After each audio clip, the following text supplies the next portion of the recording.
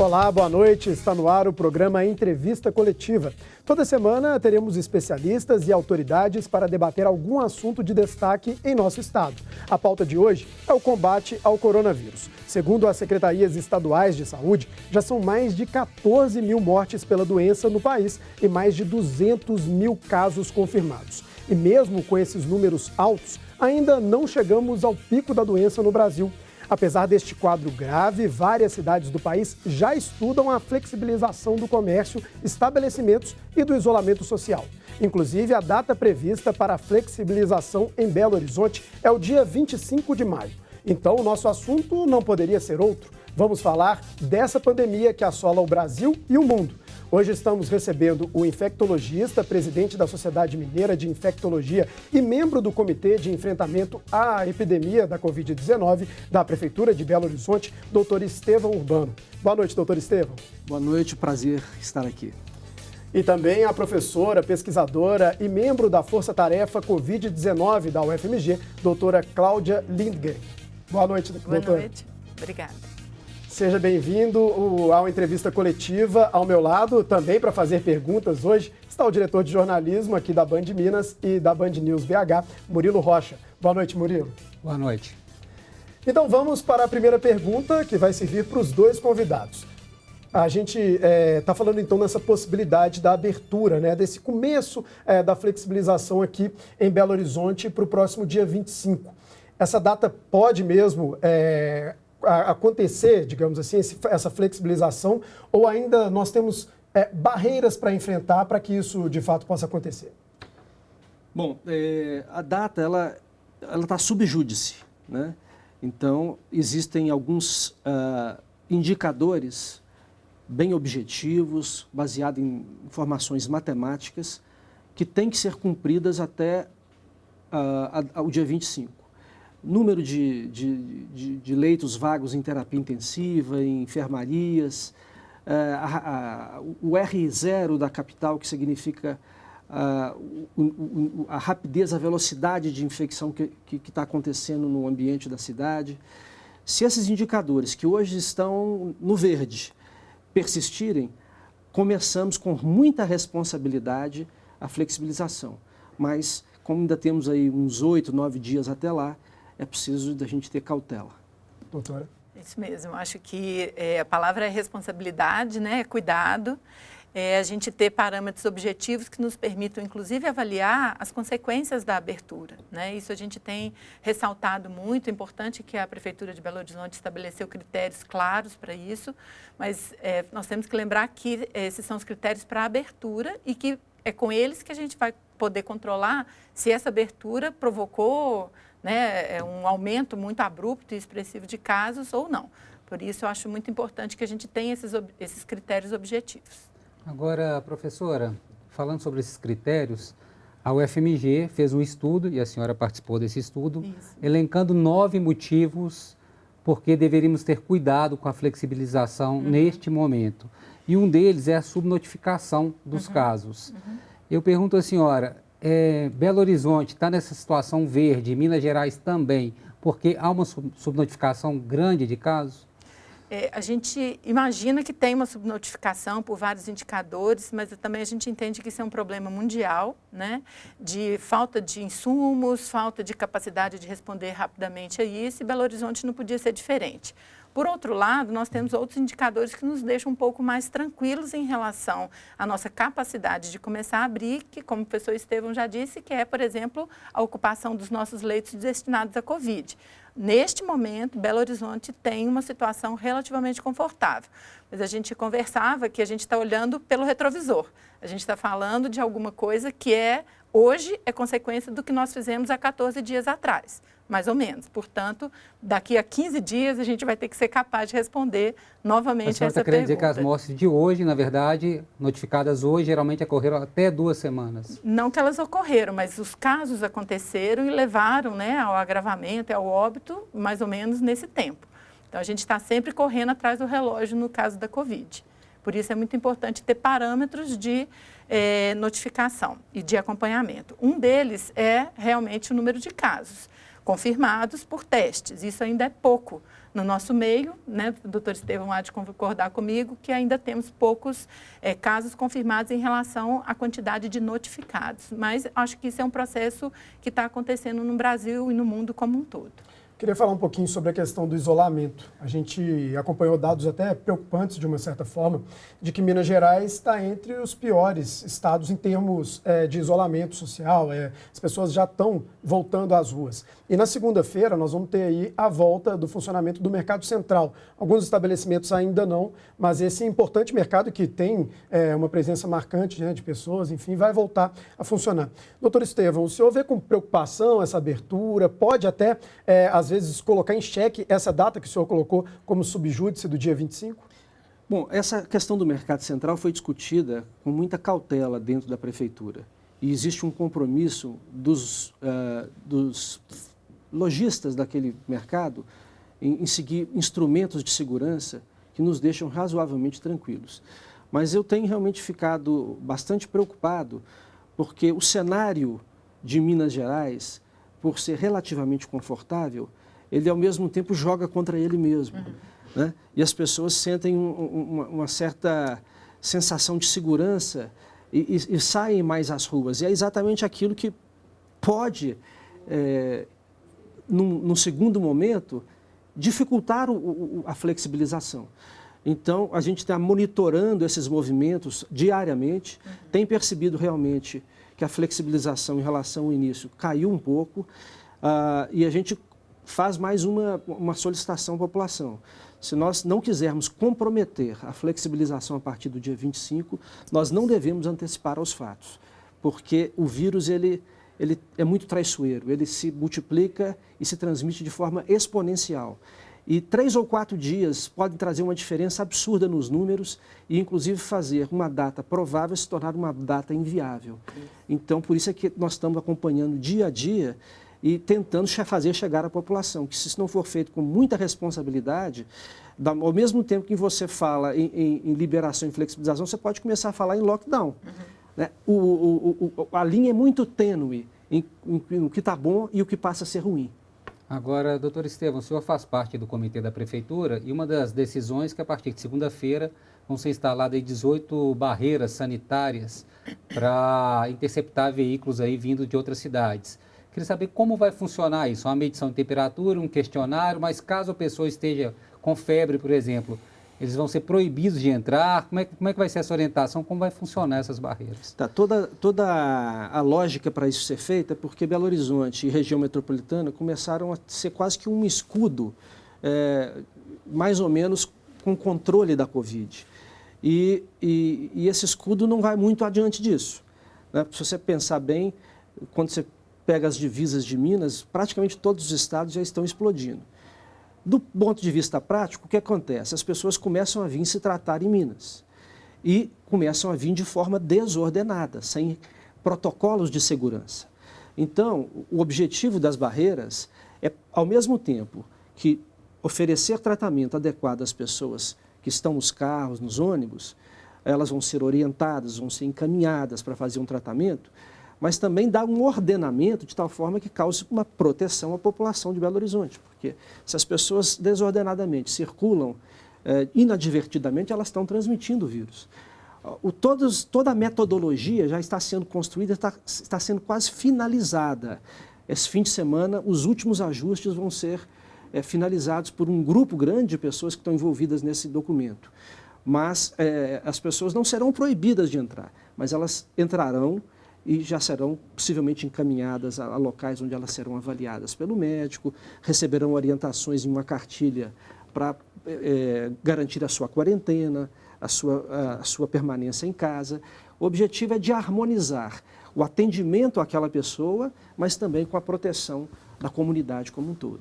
Eu vou direcionar uma pergunta para a doutora Cláudia, mas claro, Doutor Estevão, fique à vontade para poder comentar. Algumas cidades e até em alguns estados aconteceu uma espécie de abertura, de flexibilização. E em alguns casos a gente viu até algum reflexo negativo de imediato e até alguns passos para trás, digamos assim, voltando a endurecer as regras. Posso citar, por exemplo, a cidade de Blumenau, que até acabou viralizando ali uma imagem de um shopping center. Então, aconteceram algumas mudanças. Também a cidade de Betim, que acabou abrindo shoppings, academias, e quando saiu a notícia da primeira morte confirmada, acabou também endurecendo um pouco mais as regras. Como fazer para evitar que essa abertura não seja precipitada no ponto de vista de se assustar com resultados e voltar, sabe? Isso. Acho que a primeira coisa é o monitoramento, né? O doutor Estevão já comentou, acho que isso é uma coisa de todos os dias, porque muda em horas, em dias, em poucos dias. Então, a gente tem alguns estudos de simulação que mostram que tem um momento bom de você abrir. Se você abre um pouco antes desse pico da epidemia, você aumenta de forma absurda o número de casos, porque você tem muitas pessoas vulneráveis para serem infectadas e elas vão se infectar ao mesmo tempo. Por outro lado, se espera um pouquinho e faz ou no pico ou um pouquinho depois do pico, você tem um efeito quase desprezível ou mínimo nesse aumento de casos. É lógico que isso tem tudo a ver com a capacidade do sistema de saúde, né? Nós não queremos esse tanto de gente doente ao mesmo tempo, porque nós não vamos conseguir cuidar dessas pessoas ao mesmo tempo. Mas eu queria comentar sobre essas aberturas, inclusive do mercado central, e chamar para um dos pontos que a própria Organização Mundial de Saúde ressalta nos critérios para começar a flexibilizar, que é o engajamento da população. Acho que esse é o investimento que nós precisamos fazer e eu acho que as mídias como um todo têm essa responsabilidade de chamar o cidadão para essa responsabilidade. Ou seja, se queremos abrir, precisamos da compreensão de que não podemos aglomerar, temos que usar máscara, temos que lavar as mãos, temos que manter a distância de segurança. Quer dizer, são atitudes que não dependem de nenhum governo, de nenhum governante determinar. A própria comunidade, a própria sociedade tem esse papel de engajamento. Isso é fundamental para o sucesso de qualquer medida, como foi em Belo Horizonte. Nosso sucesso, neste momento, pode ser atribuído à capacidade que a população teve de se isolar. Daí, para continuar, nós precisamos de novo desse compromisso das pessoas, de cada indivíduo. Não, isso, a sua fala foi perfeita e eu diria só que é a coisa mais difícil do mundo você saber momentos exatos de abrir, de fechar. Pessoas que trazem verdades absolutas são pessoas que a gente deve desconfiar. Sim. Nós estamos aprendendo a lidar com essa situação. E o que nós estamos pretendendo é minimizar erros e aumentar os acertos. Agora, nós estamos aprendendo com a pandemia. E veja bem como é difícil a nossa situação. Nós temos um número de casos relativamente sob controle, já estamos chegando a 2 meses de quarentena, são dados favoráveis, mas, por outro lado, nós temos uma massa populacional que ainda não está imune. Nós temos um grupo de pessoas que estão procurando Belo Horizonte, infectadas para se tratar, e estamos chegando no olho do furacão, que é o inverno. Então, veja como essa balança é muito tênue, né? As variáveis, elas são muito assim, nós estamos por um fio entre tomar a medida certa e tomar a medida errada. Sobre a questão da monitoração, só para complementar meu raciocínio, ela não se baseará apenas em casos sintomáticos. Sim. Nós faremos os inquéritos sorológicos, que provavelmente começarão a partir da semana que vem, serão possivelmente de caráter semanal, que pegarão todo o universo de pessoas que tiveram ou não sintomas, mas que já podem ter se descontaminado. E com esse inquérito semanal, a gente poderá, após a flexibilização, saber se aquela flexibilização aumentou e enquanto aumentou Sim. o grau de circulação viral. E você, então, se antecipa ao enchimento dos hospitais para tomar novas medidas. Porque, como a própria Cláudia já falou, embora a gente tenha hoje um sistema de saúde que está apto a ter uma demanda maior, não é saudável que nós enchemos essa CTI e adoeçamos as pessoas. Então, a gente tem que tomar atitudes mesmo antes que elas se tornem óbvias Então, esse aqui é o objetivo do inquérito sorológico. Deixa eu fazer um rápido intervalo. Dentro de instantes a gente volta, claro, com a entrevista coletiva. Daqui a pouquinho mais uma pergunta do Murilo. Até daqui a pouquinho, gente.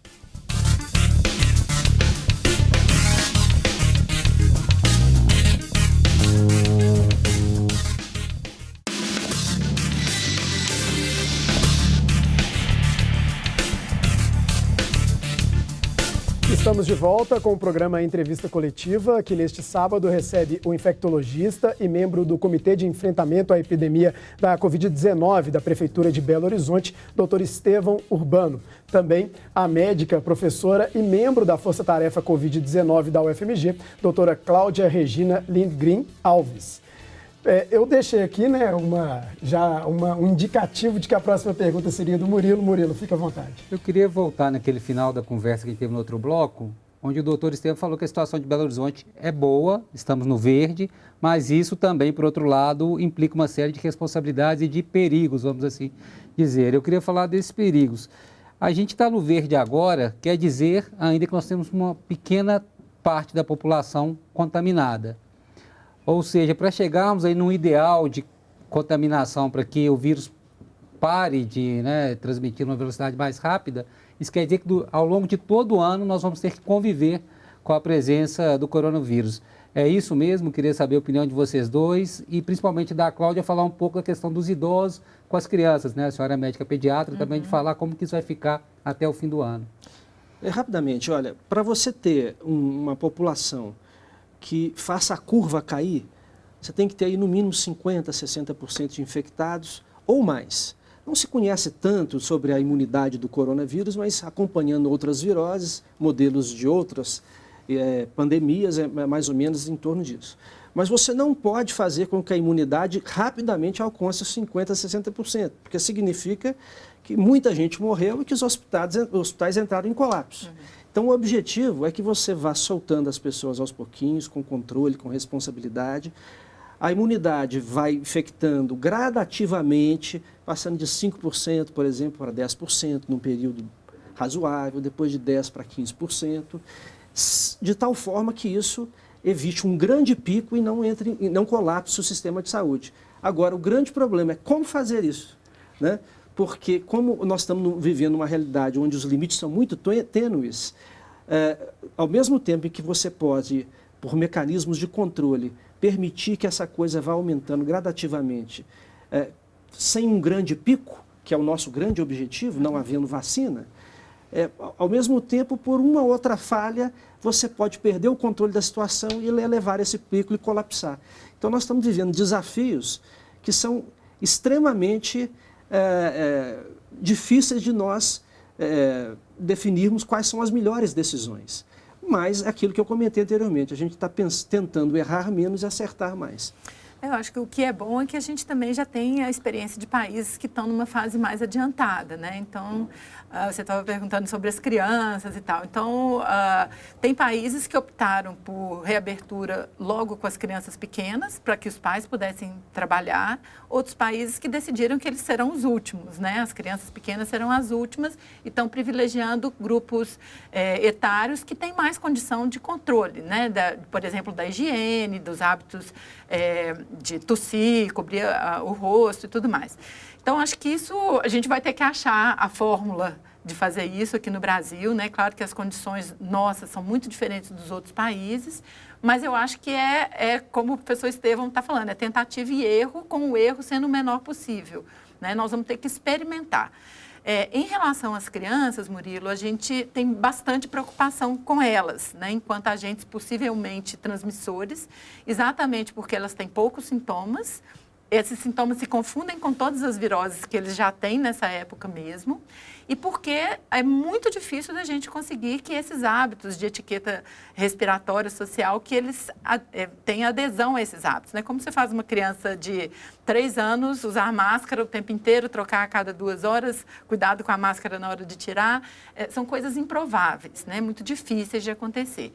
E, por outro lado, são essas crianças que também para ficar com seus idosos, serão fonte de contaminação para eles, né? Então, realmente, a gente entende que isso é um grande sofrimento para ambos os grupos, tanto para os idosos quanto para as crianças, mas eu acho que a gente está trabalhando com a ideia de redução de danos, não é isso? Então, acho que manter esses grupos isolados e protegidos por enquanto é proteger a vida deles, e aí eu acho que a gente que está podendo sair, quem é que está podendo começar essa flexibilização, ter esse rigor, ter essa responsabilidade de manter essas medidas, porque por enquanto é o que temos. É com isso que nós vamos ter que contar. E a volta, né, você estava comentando cidades que começaram e voltaram, eu acho que essa volta ela é muito traumática, né? Assim, você sair de uma situação de flexibilização para um lockdown é realmente ir para o outro lado, né? Então, acho que ninguém quer isso. Então, eu chamo aqui a responsabilidade de cada um enquanto cidadão mesmo, né? A gente está falando de flexibilização, de abertura, e um dos setores que já está ensaiando essa volta é o setor do futebol, né? A gente viu aí o Cruzeiro, que negociou com a Prefeitura de Belo Horizonte, o Atlético, que negociou com a Prefeitura de Vespasiano, e o América, que negociou com a Prefeitura de Contagem. Todos esses times já estão com protocolos de teste, com, enfim, medidas de contenção da doença. Mas será que é seguro nesse momento voltar, mesmo que aos treinamentos? E também é uma área que a gente tem muita visibilidade, né? Qual que é o recado, digamos assim, que a gente está dando para a população? Será que essa é uma preocupação também? Isso também é muito complexo, né? Eu diria que para o infectologista, a quarentena deveria ser prolongada até a vacina aparecer. Mas como isso é impossível, a gente tem que ir testando, né? Acertando, errando e corrigindo os rumos da rota. No caso do futebol, eu acredito o seguinte: como você vai flexibilizar um comércio onde muitas pessoas frequentam, um supermercado que já foi flexibilizado, etc. Se você flexibilizar um número menor de pessoas, com todos os protocolos de segurança, testagens seriadas, não adianta testar só hoje, tem que testar com frequência, porque quem está negativo hoje pode estar positivo amanhã. E principalmente ter estádios vazios. Sim. É uma medida de controle que pode ser razoável. Eu não digo que seria o ideal, mas poderia ser razoável. Agora, eu acho que campeonatos regionais com movimentos de ônibus, porque campeonatos nacionais com frequência em aeroportos e em cidades onde a pandemia está muito forte, e inclusive com a presença desses atletas em hotéis, eu acho absolutamente inadequado. Então, em situações regionais com máximo controle, é razoável. Repito, não ideal. E eu acho que, assim, como a gente estava falando, testando e aprendendo com os erros, né? Eu acho que vai ser interessante a gente poder ver o que acontece, né? Então, assim, é um grupo restrito, a gente sabe quantas pessoas são, como é que elas estão no início, se esse monitoramento clínico, inclusive, for sendo rigoroso, eu acho que a gente pode, inclusive, entender, olha, realmente o bicho é muito perigoso, a gente não pode nem isso. Exato. Ou então, isso aqui dá. E esse tipo de contato aqui, ele é possível, né? Nós vamos aprender com isso. Então, acho que, de novo, insistindo, né? Não quero ser repetitiva, mas, de fato, é alguma coisa que a gente não conhece, né? O mundo não conhece. Então, acho que é importantíssimo isso. Olha, ok, abrimos o mercado central, vamos ver o que aconteceu com os lojistas, com os trabalhadores, com as pessoas, os clientes que foram lá. Teve um aumento? Esse aumento é localizado ou não? Ele aconteceu aleatoriamente na cidade como um todo. Mesma coisa nessas comunidades, né? Quer dizer, o clube passa a ser uma comunidade. E a gente vai poder entender o quanto essas medidas que foram tomadas de início, né? De passar a régua e ver quem está e quem não está em condições de frequentar aquele ambiente, o quanto isso funcionou. Eu acho que eu vejo isso como uma oportunidade de aprendizado, né? Vamos dizer que é um laboratório ali em que a gente vai estar de olho para ver os resultados, torcendo que tudo dê certo. Eu queria perguntar para vocês o seguinte: a gente sabe que a política de saúde pública está dentro de uma política maior, de um país, de um estado, enfim, de um município. E o Brasil vive um inferno político, né? Briga entre os poderes, briga entre as federações, uma grande crise. E nesses 2 meses e meio de pandemia, trocamos já 2 vezes o ministro da Saúde. Qual que é o efeito disso para a política de enfrentamento do coronavírus? Queria a opinião de vocês dois. Tá, a minha opinião ela é muito clara. Eu acho que talvez o país que esteja pior conduzindo a pandemia do ponto de vista político seja o Brasil. Porque você não tem um rumo, né? Você não dá tempo para técnicos tomarem decisões, colocarem em prática, medi-las e corrigir eventuais rotas erradas. Você não tem um discurso que seja perene, pelo menos por algumas semanas ou meses, onde uma linguagem, mesmo que errada e eventualmente corrigida, ela ganha um corpo. Né? Então você está avançando e retroagindo, avançando e retroagindo. E as pessoas estão morrendo. Né? Então eu vejo, assim, lamentavelmente, o que está acontecendo com o país. E acho que resta nos torcer para que agora entre uma pessoa que siga a ciência e que tenha autonomia e tempo para fazer as suas ideias científicas acontecerem, porque nós estamos fazendo tudo aleatoriamente, porque falta uma grande liderança nacional para conduzir as questões de saúde durante uma pandemia histórica. Eu acho que também do ponto de vista da população, o Covid em si já é uma sensação de insegurança absurda, né? Quer dizer, a gente tem falado e tem ouvido muitas discussões acerca da saúde mental das pessoas, né? Então eu fico pensando o quanto de insegurança essa situação política acrescenta no dia a dia do cidadão comum, né? É não saber realmente a quem ouvir, a quem dar ouvidos, a quem seguir. Então eu fico realmente lamentando muito, eu faço minhas as palavras do professor Estevão, para dizer que isso é uma situação absolutamente absurda, a gente no meio de uma pandemia, com tantas situações, né, os profissionais morrendo por falta de equipamentos, testes não chegando, insumos não chegando, e a gente não sabe quem está no comando, quem está nos governando. Né? Então, acho que isso traz muito sofrimento mental para as pessoas também. E tem um detalhe que, historicamente, as pessoas se unem nas guerras. No Brasil, nós estamos nos desunindo.